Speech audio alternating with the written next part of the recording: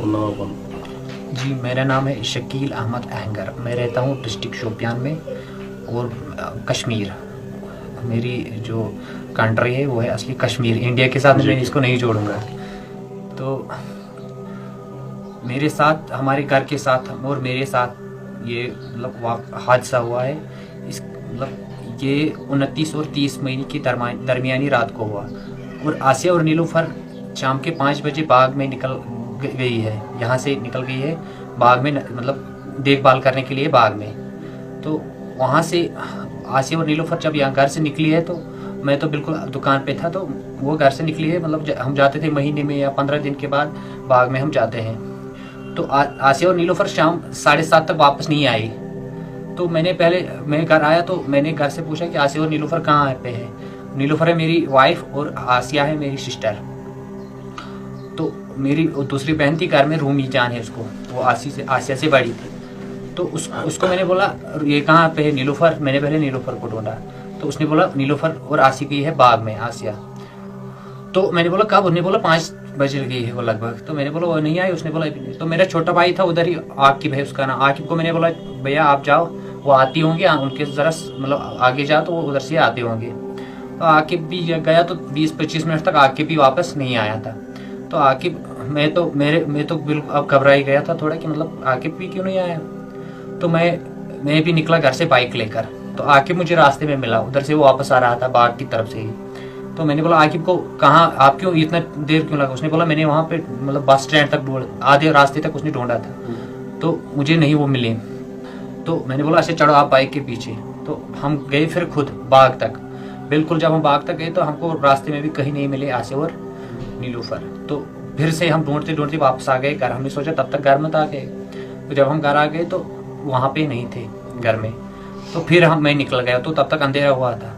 हमने हर जगह ढूंढा, हर रास्ते मतलब जहाँ से बाग के रास्ते जाते हैं बाग में ढूंढा। वहाँ से पड़ोसियों को भी पूछा, उन्होंने बोला नहीं वो तो गए लगभग 7:30 के करीब ही वो निकल गए बाग से। तो हमको रास्ते में कहीं नहीं मिले।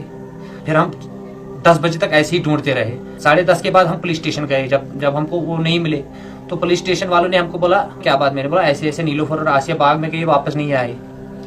तो पुलिस वाले ने बोला आप चले जाओ घर, कोई बात नहीं, हम हर किसी अफसर को फोन करेंगे, कोई बात नहीं होगा। तो जब मैं घर पहुंच गया तो पुलिस वाले ने मुझे वापस फोन किया कि बोला आप वापस आ जाओ।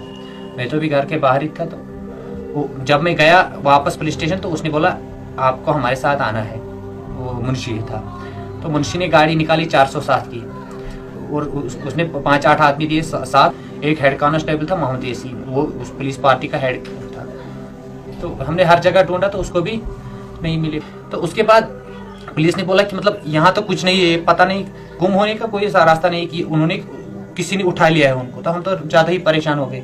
तो उसको 2:30 बजे जब हम रात के 2:30 बजे ढूंढ रहे थे, वहाँ नदी है वहाँ पे, मतलब हम उसको आ गया फोन उस यासीन को फिर। और यासीन फोन कर रहा था, यस सर वो हमसे दूर भाग रहा था। तो और फोन पे बात कर रहा था, पता नहीं क्या बातें कर रहा था और तो वो हमसे दूर भाग गया। तो उसके बाद उसने बोला यासीन ने ये जिम्मेदारी है पुलिस की, आप हम चले जाएंगे वापस पुलिस स्टेशन। तो मैंने बोला नहीं हम ढूंढेंगे उनको। उसने बोला नहीं हमने गारंटी आपको दे दी तो हम जाएंगे घर। तो हम तो परेशान थे। तो हम घर आ गए। हम सोचते थे लाइट कब आएगी। तो हम लाइट का इंतजार कर रहे थे। मतलब जैसे मतलब एक रात उस दिन मतलब 1000 रातों की बराबर हो गई।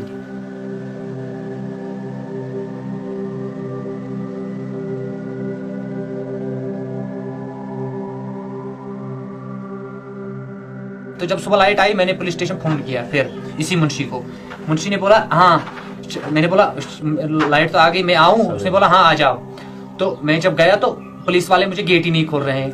पूरी फैमिली लेकर फिर मैं गया तो वो मुझे गेट नहीं खोल रहे हैं लगभग पौने घंटे तक, जब तक पूरे लोग चलने लगे मतलब रास्तों पे हर जगह।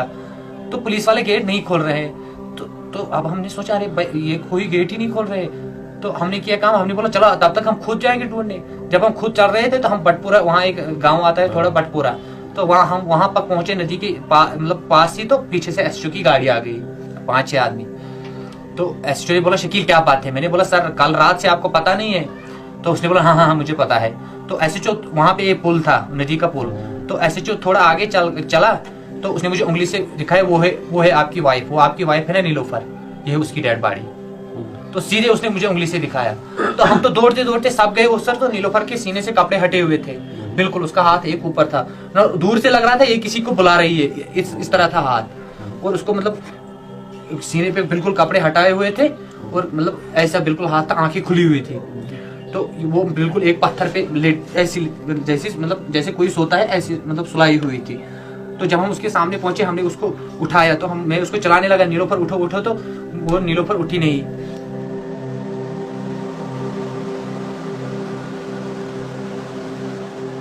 तो मैंने एक नजर और दे दी इस साइड, तो एम्बुलेंस खड़ी थी हॉस्पिटल की। तो मैंने सोचा भैया ये कहाँ से आ गई इतनी जल्दी एम्बुलेंस, और अभी तो 1 मिनट भी नहीं हुआ। तो एसएचओ को उसके बाद हम लोग ढूंढने लगे आसिया को, तो पूरे लोग तब तक जमा हो गए। तो अब आसिया मतलब पता नहीं कहाँ थी। तो फिर लोग ढूंढते ढूंढते गए नीचे, 1.5 किलोमीटर नीचे वहां से। तो आसिया बिल्कुल मतलब वहां से उठाई गई आसिया, इससे 1.5 किलोमीटर नीचे। और आसिया का मतलब बिल्कुल यहाँ पे कट था, ये बिल्कुल खून उतर रहा था, नोज से खून उतर रहा था, और उसको काफी चेहरे पे जख्म थे। और बिल्कुल वो मतलब बाजरी पे रखी हुई थी आसिया भी, और बिल्कुल ऐसे मतलब जैसे नीचे सोते हैं ना, सर नीचे करके सुलाई हुई थी आसिया भी।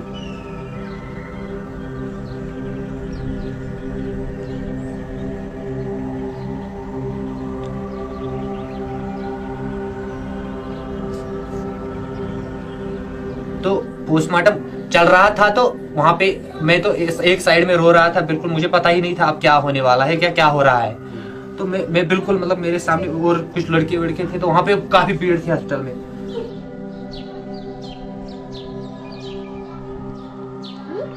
तो डॉक्टर नेकत जब ये पोस्टमार्टम के लिए, तो उन्होंने पोस्टमार्टम जब कंप्लीट किया, तो डॉक्टर नेकत अब वापस आ रहे हैं पोस्टमार्टम रूम से, और डीसीवीसी सबके सामने। तो अब बोल रहे हैं डीसीवीसी उसका क्या बात है, मतलब क्या आपको दिखा। उसने ऐसे मतलब उसको ऐसे था दुपट्टा यहाँ पे, उसने दुपट्टा ऐसे नीचे उतारा और ऐसे मतलब चिल्लाने लगी, बोला इससे बेहतर है कश्मीरी लड़कियों को जिंदा ही जलाना है, इससे ये तो बिल्कुल लगता है जानवरों का खेल है।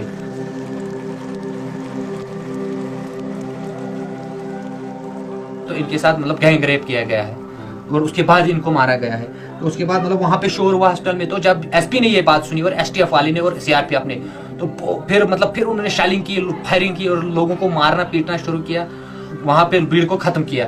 फिर हमने डेड बॉडी लाई, और हमने उनको मतलब फिर वहाँ पे हमारी रस्म होती है मतलब स्नान वान देना, तो हमने स्नान वान दिया, और फिर जनाजे के लिए हमने जनाजा पढ़ लिया। और उसके बाद उन्होंने सैंपल वैंपल उठाए, डीसी के सामने सील किए। तो डीसी ने बोला ये मेरी जिम्मेदारी है, मैं सुबह तक इस केस को निकाल के रहूंगा।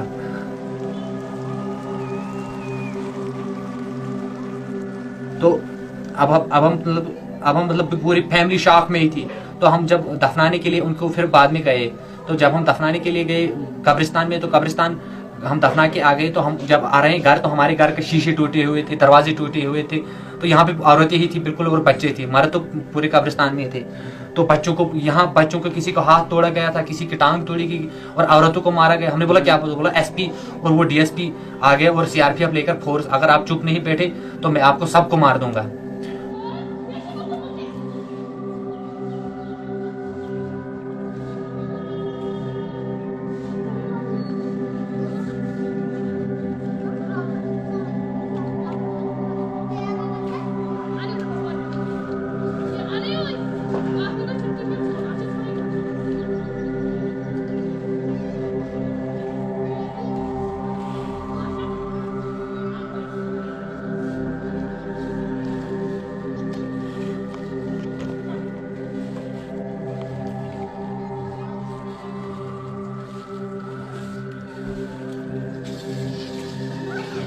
तीसरे दिन हमारा होता है फातिह खानी। हम फातिह खानी, हमारा कब्रिस्तान यहाँ पास में ही है। तो हम फातिह खानी के लिए घर से निकले, तो मतलब बुजुर्ग लोग ही थे, वो निकल गए। तो उस एसपी ने कब्रिस्तान के गेट को लॉक रखा था हमारे। तो बोला मैं नहीं अंदर जाने दूंगा। उन्होंने बोला लोगों ने क्यों, हमको क्या। उसने बोला अगर आप चुप नहीं बैठोगे मैं आपको सबको मारूंगा।